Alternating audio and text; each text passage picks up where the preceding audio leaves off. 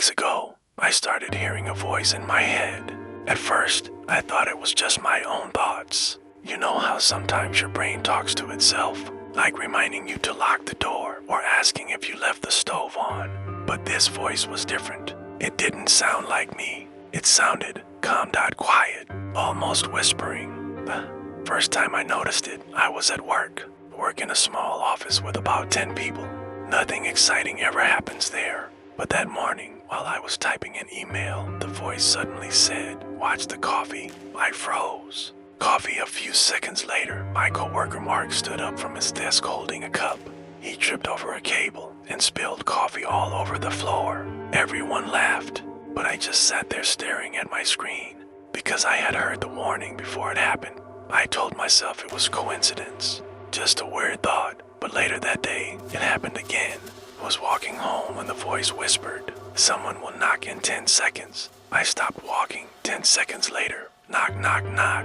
My neighbor was standing outside my apartment door when I got there. She said she had locked herself out and needed help. I hadn't told anyone I was coming home, yet somehow the voice knew. Over the next few days, the voice kept predicting things, small things, a phone call, a dropped glass, a car alarm. Every single time, it was right. At first, I was terrified. Then I started getting used to it. It almost felt helpful, like someone was watching out for me. The voice never yelled, never panicked. It just whispered short warnings. "Don't take that street. Leave 5 minutes earlier. Bring an umbrella." And every time I listened, something bad was avoided. One night I finally spoke back, not out loud, just in my mind. I thought, "Who are you?" For a long time, nothing answered. Then the voice finally said, "Someone who's been here longer than you." That sentence sent a cold shiver down my spine. I asked what that meant, but the voice didn't answer again. Not for 3 days. Then last night happened. I was lying in bed, scrolling on my phone. Everything was quiet. The lights were off. My apartment was completely dark. And suddenly, the voice spoke again. But this time, it sounded urgent, almost scared. It whispered, "Don't fall asleep tonight." I sat up immediately. Why, I thought. The voice didn't respond. So I asked again. Still nothing. I stayed awake for hours, watching the clock.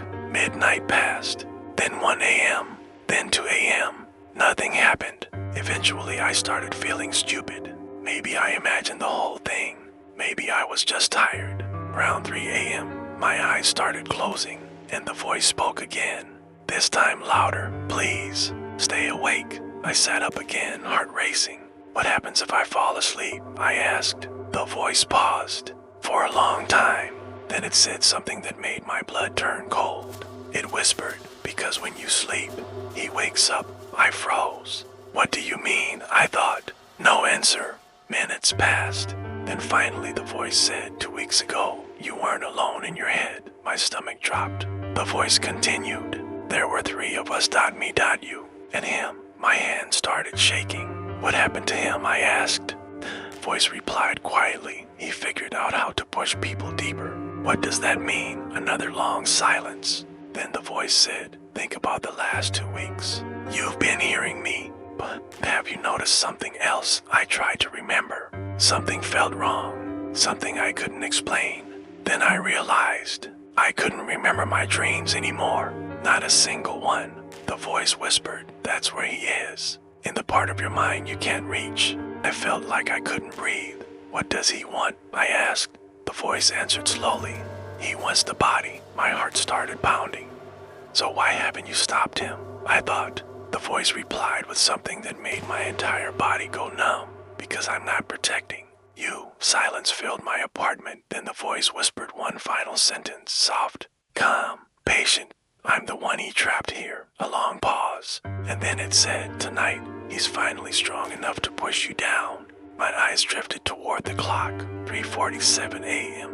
I haven't slept yet, but I'm getting tired. And the voice just whispered something new, something it had never said before. It said, "Don't worry, your dreams will be very deep.